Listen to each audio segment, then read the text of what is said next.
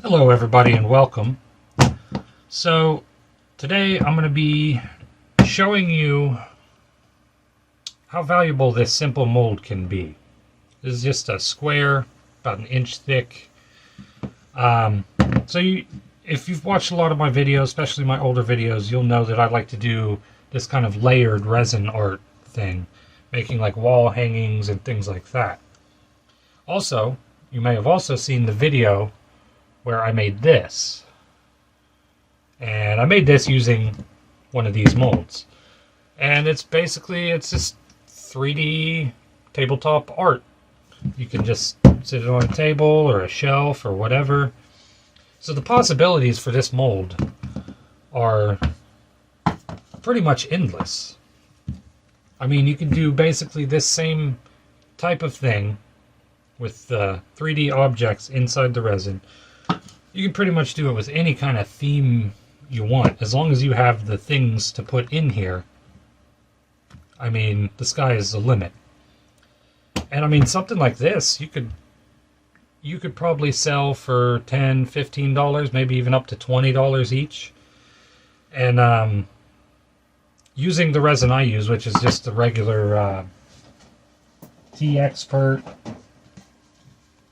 crystal clear. With that resin, with what I paid for it, I mean, it only costs, I think, like $2.50 to fill this square up. It's $2.50 worth of resin.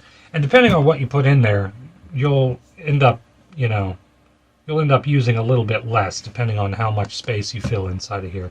With this, I just used little wooden owls. And then I used a heart mold to make a resin heart. And I just put it together. But the key with something like this 3D layered art is the layers.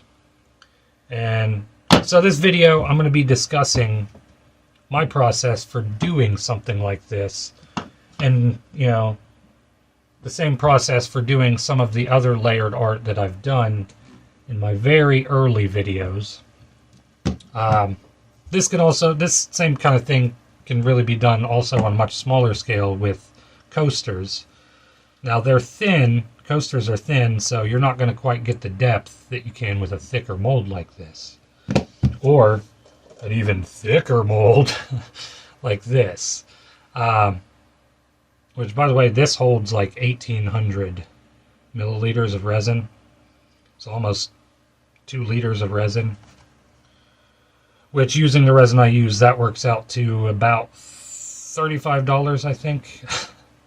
I mean, you're literally using like 2/3 of a gallon of resin for this thing. Anyway, I'm not using that one today.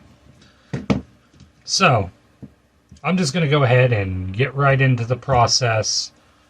I'll be doing a voiceover for the process because I had to wear a ventilation mask, obviously, to use the epoxy resin. I hate doing voiceovers, but kind of had to for this. So let's get right into it. Alright, so first thing I'm doing here is I'm making some grass. I'm making some grass out of sand and resin. So I got green sand there and I mixed it with some resin. And I'm putting it in this little rectangle mold here because for one of these squares that I'm doing, I want to have like, it's going to be forest scenery, and so I need some ground. I need some grass, some ground with grass on it. So I figured this green sand in resin would work really well for that. So now I'm going to go ahead and do the background for the other square. This isn't the square where the grass is going. And so as you'll see, we're kind of behind on the one square because I had to make the grass. Didn't think far enough ahead. I should have made it in advance and then put it in so we could do all the layers for both the squares all at once.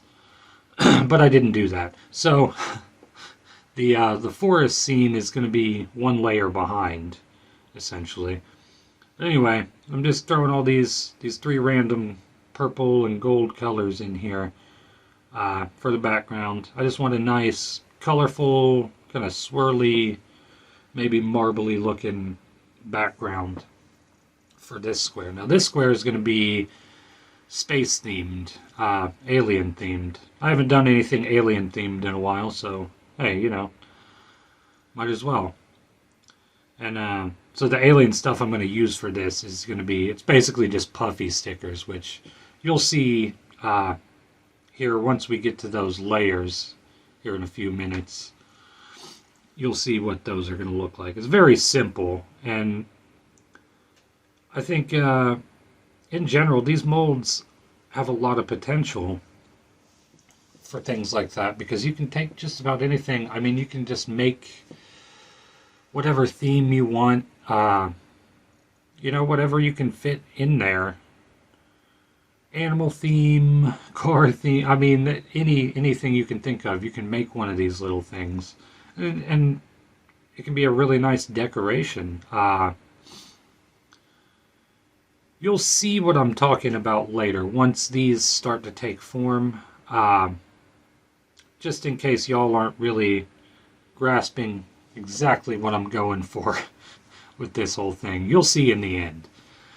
So here's my first layer of clear on the alien one. Now I'm doing this.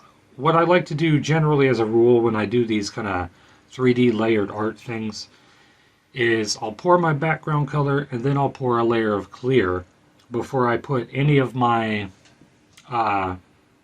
interior stuff on there. Now what this does is that layer of clear, about 1 millimeter thick or so, or it could be more if you want, but what it does is it kind of elevates the objects that you're putting in there on that first layer. It kind of elevates them above the background color and just makes them pop out that much more. Now, you'll see that I'm not going to end up doing that on this forest scene here. And instead you'll find that I just do my thin layer of color, and then my first layer of trees I'm going to end up just gluing straight onto the background here.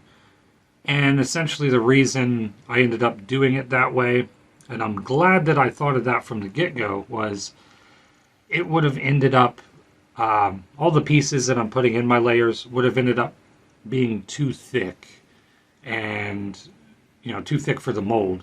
And so I wouldn't be able to get everything in there. So anyway, now that those layers have cured, you can see here I'm going ahead and doing my space themed stickers now on the next one. And I'm actually not putting, I'm going to put an alien head in the middle, which you'll see in the next layer. The reason I'm not doing it on this layer because I wanted to add a little more varying of the depth too. So I'm putting these planets in each corner. And so there's depth to them because they've got that layer of clear underneath them. But also, waiting until the next layer to put the alien head on makes the alien head, it's going to make the alien head pop out a lot more because it's on a higher layer and it's farther away from the background color there. So now I'm putting my first layer of trees on the forest one. Now, again, as you see, I didn't put that layer of clear down on top of the background. I'm just gluing straight to the background here. Again, it would have looked better if I could have done that, but the mold isn't quite deep enough for that. And I'm just using super glue here, just because I just need something to tack these into place real quick.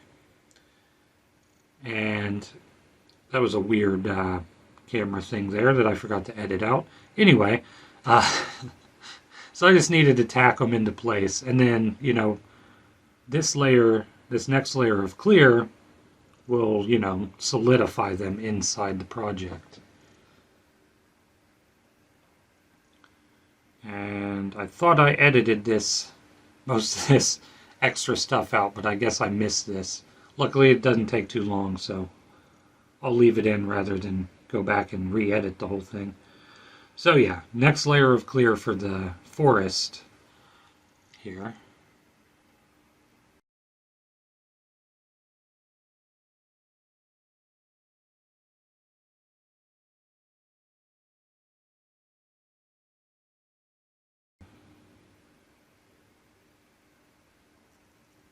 Maybe not.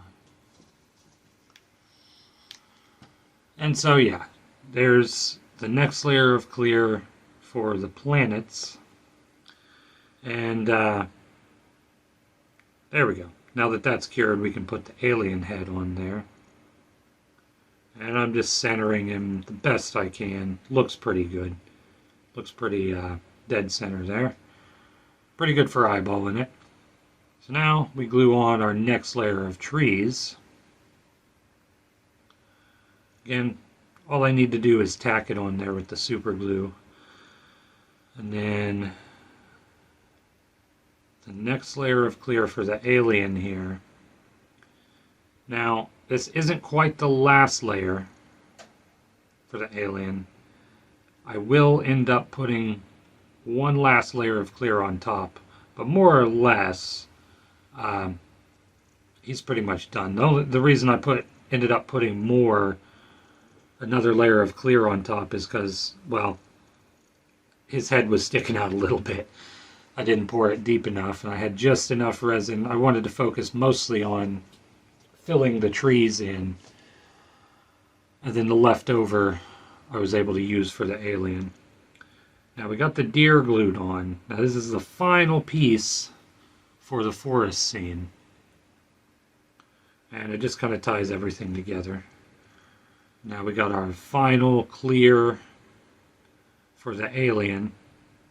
So as you can see, even though we started out one layer behind on the forest, it kind of caught up because I had to put this extra layer of clear on the alien. Alright, so that's it. They're all cured up, demolded, and they're looking great. So first, we'll take a look at the alien.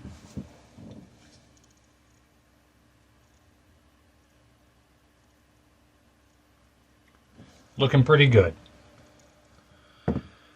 And now the deer and forest.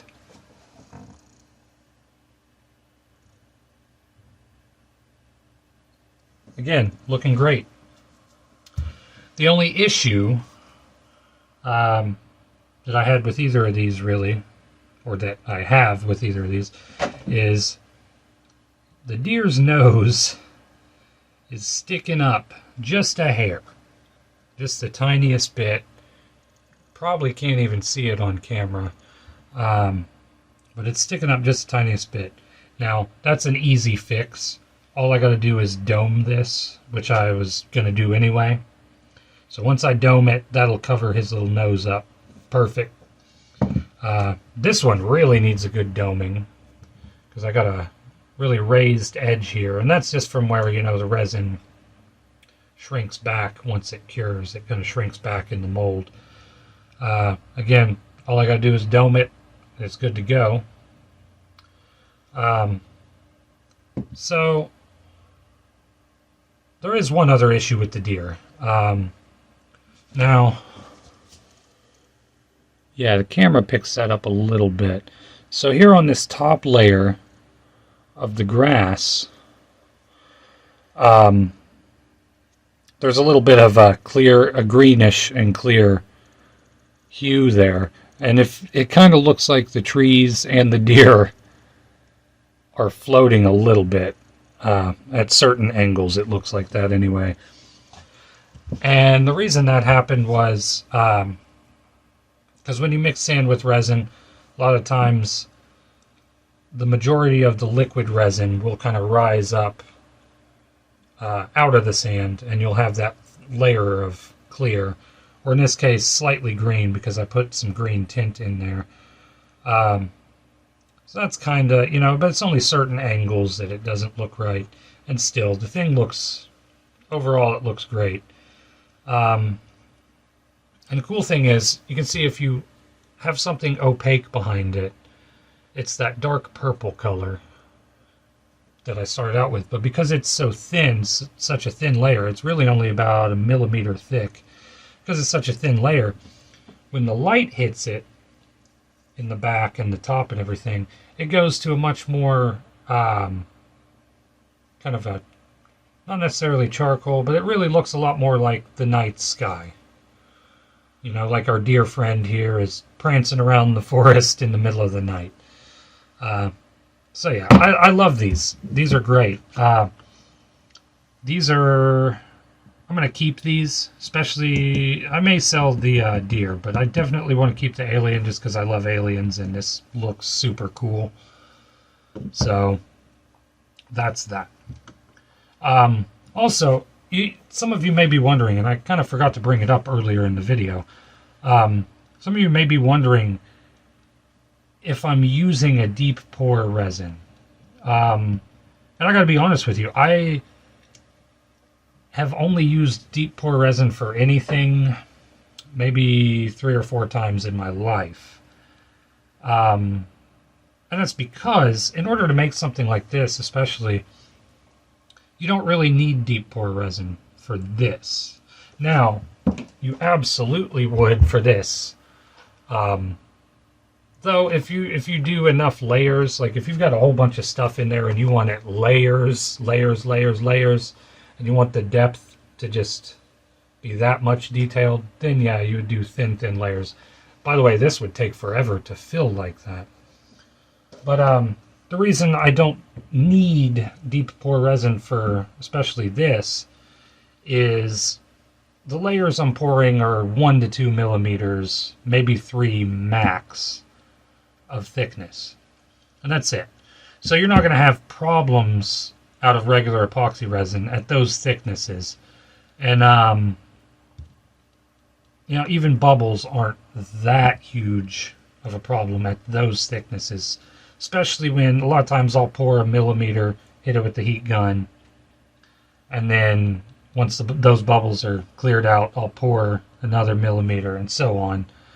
But yeah, you don't really need deep pore resin for this kind of thing. Again, you can use it. Now, if I would have used deep pore resin